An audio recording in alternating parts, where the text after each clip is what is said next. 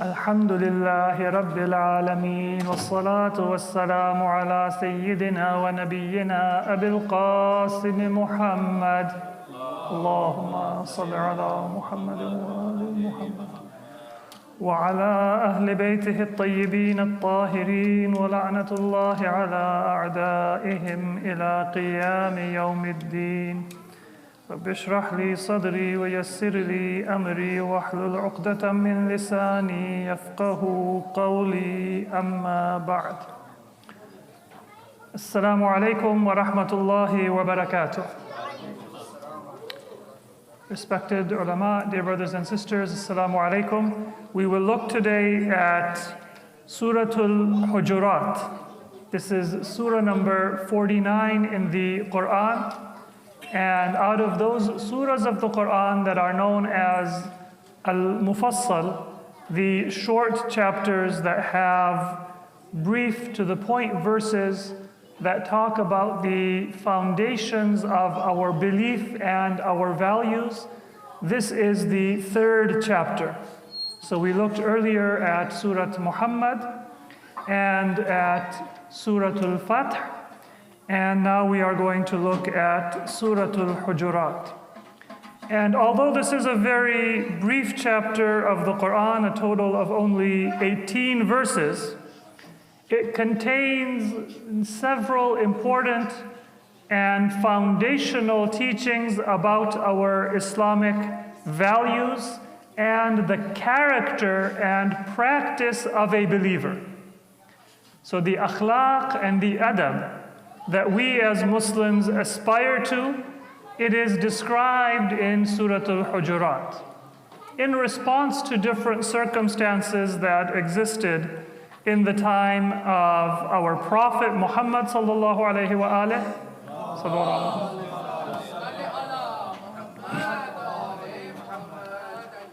But also we will find some of those same circumstances are prevalent today in our own time, and in particular if you go online and look at many influencers and many very widely circulated voices, you will find that some of the principles that we are given in the Quran, they address similar kinds of problems that we find in our circumstance. The Jahiliyyah of Arabia should not strike you as something that was old and that is irrelevant to our times. People have this idea that people back then were primitive. They didn't have electricity, let alone internet. They didn't know what Instagram was, and they didn't know what TikTok was, and their moral problems and their social issues would be very different from our own. But let us take a look at some of the issues that are mentioned in this surah, and you will see that in some cases, the more things change, the more they stay the same. And the reason for that is that although technology and culture and many things, they go through different stages, but the fitrah and the nature of the human being is the same. And the moral challenges that we have to confront and we have to triumph over, they are the same. And so these lessons of the Quran are as relevant today as they were when they were first revealed. And in fact, I would say they are even more relevant and more needed today because some of those problems, they have only deepened. They have not been cured or eliminated. Surah al-Hujarat, it begins with an address to the believers. And that address is repeated twice. In verse 1 and verse 2, Allah says, Ya ayyuhalladhina amanu. In verse 1, Ya ayyuhalladhina amanu la tuqaddimu bayna yaday Allahi wa rasulih. O you who believe, and there are different understandings of what this means to say, don't go ahead of Allah and the Prophet, but the essence of the commentary that we have is that as a believer, you should have a form of deference and respect towards religious guidance that comes to you from Allah. I remember one of my very first experiences coming to this area in Northern Virginia for a camp was when a high schooler asked me a question, and I gave an answer, and my answer may be wrong. I don't claim to have any kind of infallible knowledge, but it was an answer that I didn't make up at the moment. It was something that I had studied, and I can tell you that there is centuries of scholarship and contemplation and thinking behind that answer. So if one of our maraji' or one of our ulama gives a fatwa, it might be wrong. They are not infallible. They are not always correct. But in many cases, they have spent decades studying and contemplating and thinking and practicing those very questions before they answer. Sometimes, you and I, we experience that, where somebody asks us a question and we know that we should have the answer, but we don't have the answer, and so we make something up because we don't want to be embarrassed. And yet you will find that our most senior scholars, if they are not fully confident in their answer, then they will say that I have ihtiyat wujubi, a precaution. Now, common people are often very frustrated that you spend your entire life and you have this much scholarship, and in the end you can't just issue a simple fatwa to resolve the problem. But look at it from another perspective. How much humility does it take for a person to spend a lifetime studying and saying that I don't want to stand before God and say that I answered a question without being sure? And so it isn't to make your life more difficult, but it is because of humility and piety that there is a reluctance to give an answer, even on a small issue.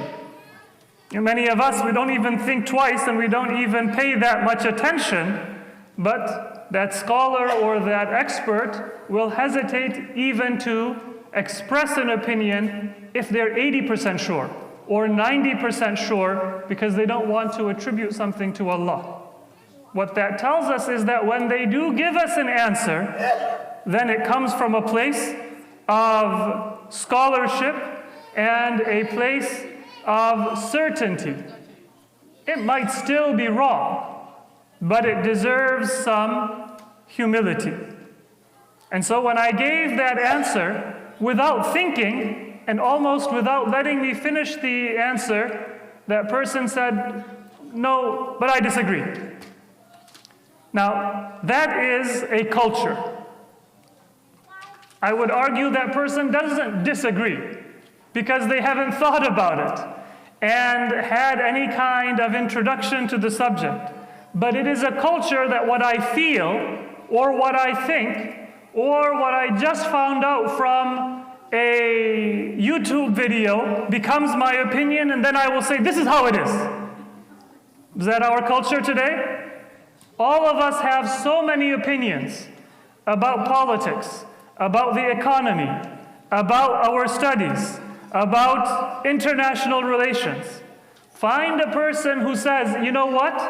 I'm not informed enough to have an opinion. You'll always find somebody who says, I have a right to my opinion, and I have a right to express my opinion. But in reality, if we really want to have honesty with ourselves, then we should second guess and third guess ourselves and say that we have a right to a question, but we don't have a right to an opinion unless we have studied, we have contemplated, we have referred to people with knowledge and referred to people with experience and wisdom, and then when we form an opinion, it should be hesitant and provisional, and this is what I have found out until now, but I stand to be corrected. So, that culture of arrogance, it was present in the time of the Prophet. And the revelation of these initial verses of Surah al-Hujarat is because people would come to the Prophet, and many of them, they were from tribes that lived a nomadic or a semi-nomadic lifestyle. So they would come to Medina, they would say, Ya Muhammad, ukhruj ilayna. call the Prophet by name and say that whatever you're doing, come out, we have to talk to you, in a loud voice, as if he was one of them. And maybe consciously or subconsciously, there was a desire to say that you're nothing special. You're a prophet, but I'm still going to call you by the first name. I'm still going to make demands on you, lifting myself up or bringing down the prophet in order to give myself some higher position than I deserve. The surah of Quran tells us, لا تقدموا بين يدي الله ورسوله. Don't put yourself ahead of the Prophet, because if you do so, you are putting yourself ahead of Allah. Even to the extent that when you are walking with the Prophet, make sure that you don't put your foot in front of the Prophet. And that is our adab in Islam with respect to our religion, but also with respect to our elders. If you are walking with your father, and maybe your father now is old and walks a little bit slower, and so your natural tendency is to have a faster pace. Don't make your father catch up with you, but let him put his foot forward, and then you catch up, even if you're stronger and taller and able to walk faster. But that is the adab and the honor that we have for our teachers, for our elders, and for our seniors in Islam. I'm speaking to myself and not to others as a reminder for myself, but this is our universal ethics in Islam, and in particular to our Prophet, who is not just a teacher or an elder or a figure for us to show some deference to, but he is the source of the greatest blessing and the greatest guidance that we have received from Allah. So, on an intellectual level, and even on a very literal level of how you walk, don't get ahead of God and His Prophet. And don't raise your voice, verse number 2, Ya ayyuhalladhina amanu la tarfa'u aswatakum fawqa sawti an-nabi. Don't raise your voice above the voice of the Prophet. Now, in the time of the Prophet, this referred to those people who would be speaking to the Prophet directly. When you're talking to the Prophet, don't talk to him كَجَهْرِ بَعْضِكُمْ لِبَعْضٍ, as you speak to one another, raising your voice and cutting each other off, just as a normal conversation between friends. It's not good to do that even if you're talking to your friend. Let them finish and let them speak. And don't immediately contradict them if they say something that you might disagree with. You know, for example, if they say that, oh, this was the best restaurant that I've ever been to. Now, sometimes we know something they don't know, and we might want to immediately cut them off and say, oh, but you haven't experienced X, Y, Z. Even when you're talking to your friends, let them have that last word once in a while. Let them think that what they said stands. Don't have to always add a comment and add some kind of a correction and show that your opinion is different than theirs or better than theirs. But if you do that with your friends, then don't do that with those to whom you owe deference. And the greatest deference is to the Prophet. So don't raise your voice. If you are in the time of the Prophet's life, then you will not raise your voice above the voice of the Prophet literally. But this teaching applies to us today as well. I may be a scholar, I may have studied Islam, or I may be at the very beginning of that journey. But when something is conveyed to me on the authority of the Prophet, then I shouldn't immediately say, well, this doesn't make sense. I don't agree with this. I don't want to accept this. This must be wrong. But listen and learn and be humble and give that possibility that maybe I don't know everything. And it might be the case that what I am hearing is not the final word. It may not be the authentic teaching of the Prophet. It may not be the authentic understanding of what the Prophet said, even if it is his words. That is a possibility. But it is also a possibility that the reason why I don't think it makes sense is because something is wrong with me. And my emotional makeup, and my studies, and my background are what are causing me to think this is wrong, not because what I am hearing is actually wrong. So, this is relevant for us today, and maybe even more so than it was in the time of the Prophet. Because in the time of the Prophet, it was those ignorant people who came from a Bedouin culture, a nomadic culture. They would just talk to the Prophet as if he was a common man. But at least the Muslims, even if maybe sometimes they had failings in their character, in principle they understood that you have to show deference to a message that comes from God. But today, so many of us, even Muslims who fast and pray, are very quick to respond and give our own opinion when we hear something that comes from God or from the Prophet, without contemplating and without first trying to fully understand. Now, then the surah says that there are those who they keep their voices low. They are humble and they are receptive. They are the ones, أُولَٰئِكَ الَّذِينَ امْتَحَنَ اللَّهُ قُلُوبَهُمْ لِلتَّقْوَى, whose hearts Allah has tested and shown to have true faith. لَهُمْ مَغْفِرَةٌ وَأَجْرٌ عَظِيمٌ. They will have forgiveness and they will have ajrun azim, they will have a great reward. Then the Quran, it gives us an important message, which this is another message I think is more relevant to us today than even in the past. يَا أَيُّهَا الَّذِينَ آمَنُوا إِنْ جَاءَكُمْ فَاسِقٌ بِنَبَإٍ فَتَبَيَّنُوا أَن تُصِيبُوا قَوْمًا بِجَهَالَةٍ فَتُصْبِحُوا عَلَى مَا فَعَلْتُمْ نَادِمِينَ.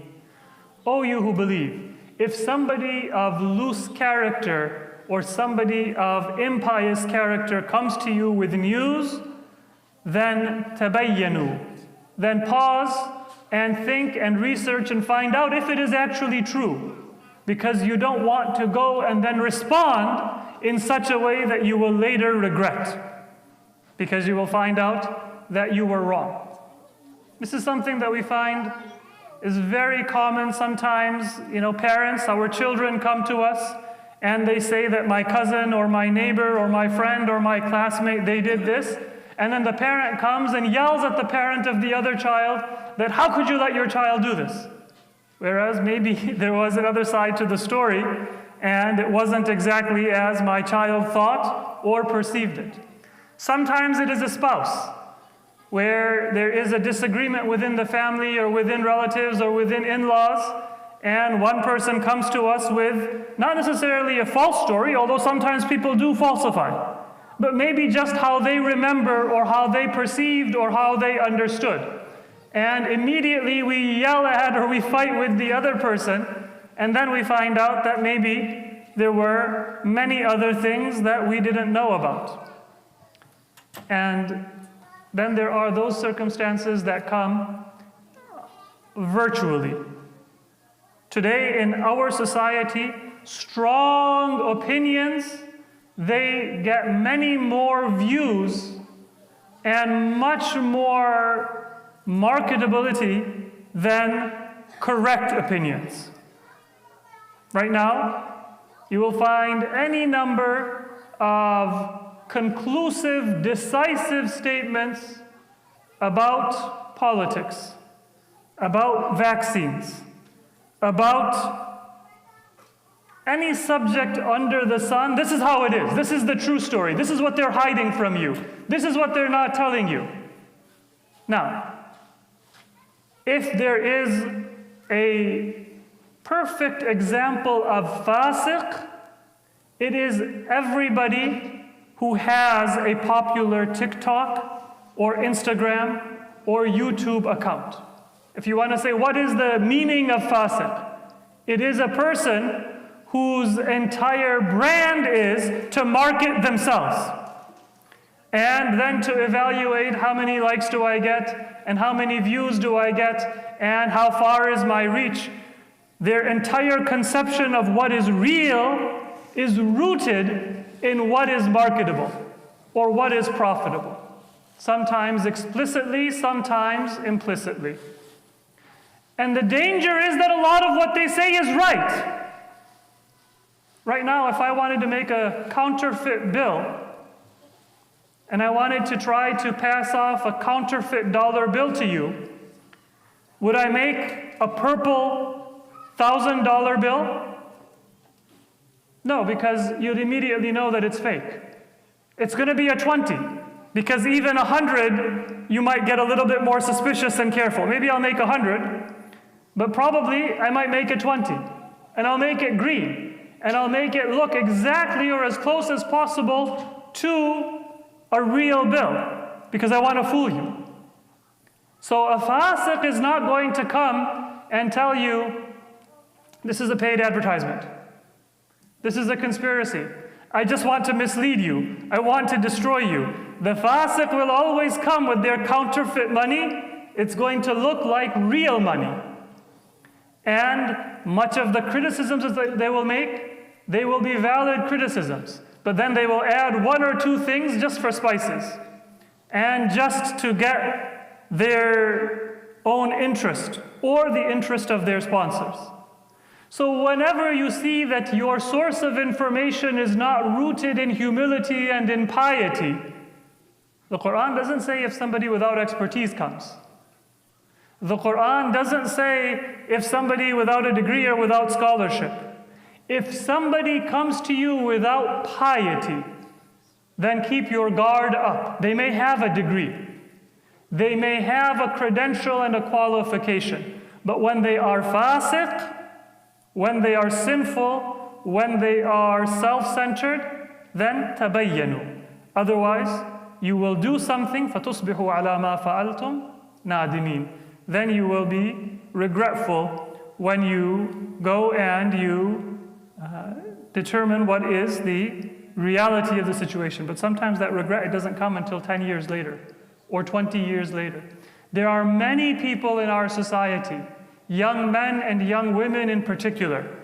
They have such strong opinions when they are 18, 19, 20, 21, 22. My parents are idiots. My society is a fool. My community doesn't know anything. All institutions are invalid. I'm going to do this.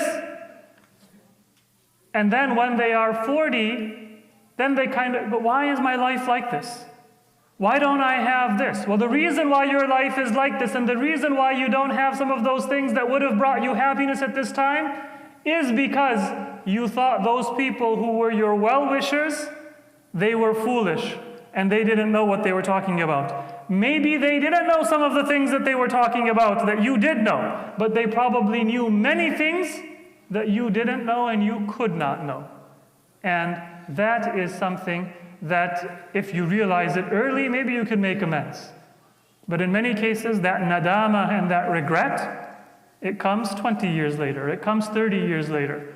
When you're 50, you can't go back and establish that same life and relationship and family and career that you can at an earlier time. This is one of those beautiful verses of the Quran. The more we can say about it, the more we will see it is relevant for our own time. Our relationships today, in many cases, and the voices that we hear the most of, they are rooted in fisq. They are rooted in a lack of piety, a lack of humility. And therefore we have to have our guard up. Even if it sounds accurate, even if it resonates, even if it rings true. Because that is just the sign of an expert counterfeiter. It isn't the sign of authenticity. And I will go one step further and then move on.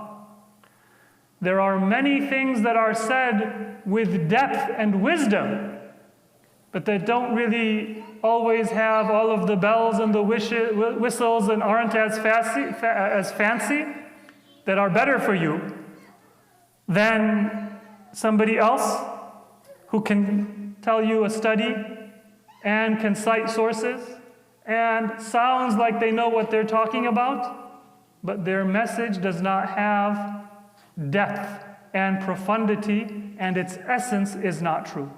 So once again, in Surah al-Hujarat, Allah tells us that whenever you hear something, if it's coming from a fasiq source, be on guard. And what that also tells us is that look for and find and then value sources of knowledge and information that are rooted in piety. فَلْيَنْظُرِ الْإِنسَانُ إِلَىٰ طَعَامِهِ. How many of us don't pay attention to what we eat? Most of us, we know that there are certain foods that mess up our system. And if we make the mistake once, then we don't go back. And so we're on guard. I won't drink caffeine at night because I won't sleep. Or I won't eat this food because it'll cause me indigestion. Or because it causes me to gain weight. Or it causes my face to break out. Or whatever harms there are. People who exercise, people who work out, they also have a regimen. And they watch their diet. And in a hadith of our fifth Imam, Imam Muhammad Baqir alayhi salatu wassalam, he says this is human nature, but ilmuhu amman ya'khudhuh is the deeper meaning of that verse. Look at your food, not your physical food, that at most can damage your physical body, but look at your intellectual and your spiritual food, because that can damage and it can kill your soul. So look, what is the food that you are eating that is going to tell you what life is worth living and how to live your life? And just a few more verses very quickly. Another of the messages of this verse is, of this surah, is don't assume things. يَا أَيُّهَا الَّذِينَ آمَنُوا اجْتَنِبُوا كَثِيرًا مِنَ الظَّنِّ إِنَّ بَعْضَ الظَّنِّ إِثْمٌ. Avoid much of supposition and conjecture. Some supposition is a sin. We always tend to assume that what we see and we perceive is accurate. But in many cases, our perception is further from the truth than we think. Sometimes it is close, and sometimes it is very far. The Quran says, اجتنبوا كثيرا من الظن. Don't rely so much on your supposition and your conjecture and your subjective view of what you think is the case. Don't assume what another person is saying. Ask them. Don't assume why another person is saying what they are saying, but withhold judgment, or if you are unclear, ask for clarification. And that is to avoid sin. And this assumption is often what leads to another sin, which is gossip. And the Quran says in this surah that if you gossip, it is like you are eating the raw flesh of your fellow believer. So avoid that tendency to assume and avoid that tendency to gossip. Finally, there is a message in this Quran about the equality of human beings in terms of their languages and ethnicities and races, but the preference that only comes through piety. This is an important message. In our times, and those of you who are on social media, you may have seen this a little bit, there is a resurgence of ethnocentric and racialist thought. That we are going to speak in the name of white people. We are going to speak in the name of brown people. We are going to speak in the name of one ethnicity or one race. In Europe and in America, you have these fascist, you have these nationalist or ethnocentric groups that are increasing. And now sometimes they are armed with credible sounding statistics. This race has a better average IQ than that race. And so you don't want to have race mixing because these other groups, they are prone to criminality, they are prone to other defects. These are some of the trends that exist within our society. These beliefs were very popular throughout humanity, even until the modern era. And maybe for a short time, liberalism hid that prejudice and that ignorance in society, but it is coming back to the surface as tensions rise, as economic insecurity rises. The Quran gives a very fresh message. If I were giving this talk 20 years ago, I'm sure many people would say, but this is obvious. Everybody knows that humanity is not better or worse than somebody because of their complexion or the color of their skin.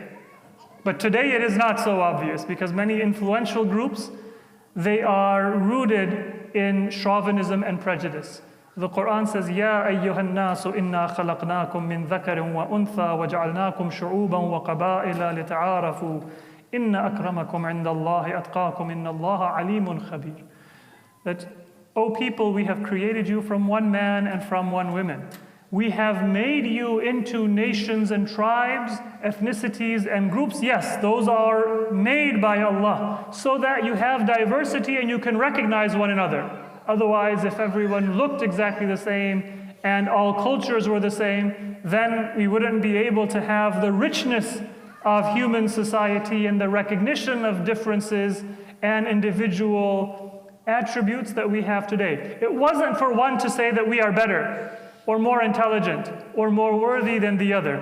If you want to look for worthiness, inna akramakum 'indallahi atqakum. Those who are more pious. And Allah has placed superiority in the very thing that cannot ever be a source of chauvinism. My closing remark will be, some of you may have heard that joke, that there's only one problem with modesty. You can't brag about it. Because if you brag about it, you're not modest. If I'm stronger than you, I can brag about it. If I'm richer than you, I can brag about it. If I earn more money than you, if I have a better degree than you, if I have a bigger house than you, anything that I have that's superior to you, I can brag about it. But if that fadila, that virtue is modesty, I can't brag about it. Because when I brag about it, I'm no longer modest. Allah has made the only factor in superiority to be the one thing that cannot cause you to think you are better than somebody else. Because if you think that you are better than somebody else through your religiosity, then you don't have religiosity. If I think my prayers are better than yours, my qira'ah is better than yours, my knowledge is better than yours, and I'm therefore superior, then that means that I don't have a prayer for Allah. And I don't have knowledge for Allah. And so humility is the basis of superiority, because that is the only attribute. Humility, what I mean by that is piety in front of Allah. Because that is the only attribute that makes us able to always interact with society in a constructive manner. You will make society better, but you will not think that you are better than other people. So Surah al-Hujarat is a very beautiful surah that summarizes many of the principles of Islamic character building, adab and akhlaq.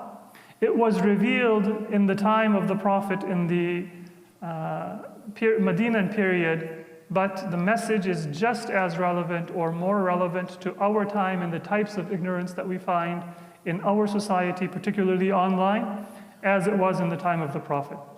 Once again, Surah number 49, only 18 short verses.